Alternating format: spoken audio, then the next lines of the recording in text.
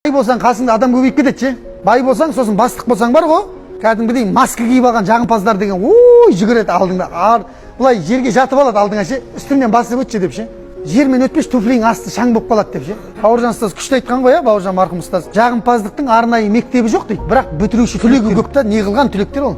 Сол жаңағы қасында жағымпаздарымен Байекең базарда келе жатса, бір жесір апамыз бар екен, 6-7 бала шағасы бар, бейшара зәйтүн майын сатады екен. Оливковый масло дейді ғой.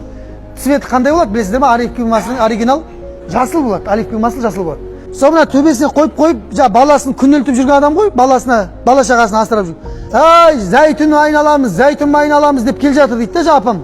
Құдайдың тағдыры ғой, мына қарама-қарсы шығып қалады ғой Байекең ше. Мынадай аппақ көйлек, Байекең киімі де қымбат болады ғой. Зарадан неден барып киінеді ғой. Бүйтіп кел жатып, сонымен қатын деп айтады дейді да.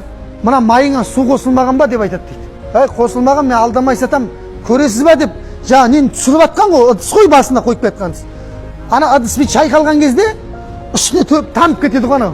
Ақ көйлегі нешен бәрі жап-жасыл болып қалады ше. Оңбаған қатын жесір, мынаң ақшасын төле, 1000 дирхамның көйлегі бұл деп айтады дейді ғой. Ойбой жарықтық. 1000 дирхам, бәленбай 100 000 теңге ғой. 1000 дирхамның көйлегі мынаны төле ақшасын деп айтады дейді. Айналайын, мен қалай төлеймін, мен өзім баламды әлден асырап отырмын. Байқамай қалдым, кешірші деп жатыр. Апа ғой, үлкен апа. Анаған жалынып жатыр, кішкентай жас бала. Кешір балам, кешір. 1000 дирхам төле деп айтады дейді. Төле алмайсың ба?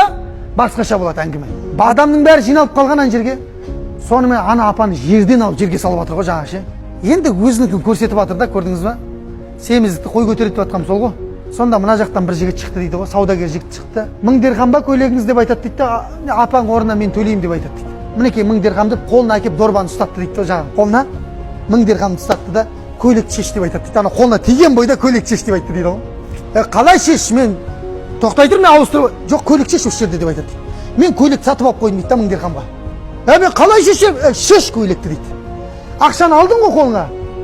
Сауда кетіп қалды дейді да. Ақшаны алдың, давай көйлек шешен деп айтады. Қалай өзінше бір андай болып жатыр еді ғой. Шеше алмайсың ба деп айтады дейді, жігіт айтады дейді. Мен мына көйлекті үстіңде тұрған жерінде сатам, 2000 дирхамға сатып ал деп айтады дейді. Қалай шешеді, ішінде дым жоқ қой. Тұрған жерінде 2000 дирхамға анан қайтадан сатып алған ғой. 1000 дирхамды апаға берді дейді ғой, апа бүгінгі саудаңыз сіздің деп. 1000 дирхамды өзін жоғары санап еді, не істеді? Алла көпшіліктің ішінде қор қылып тастады ғой, көрдіңіз ба? Адам өзін солай жоғары санай береді, Алла оны қор қыла береді. Адам өзін төмен қыла береді, Алла оны ұлық қылып қояды.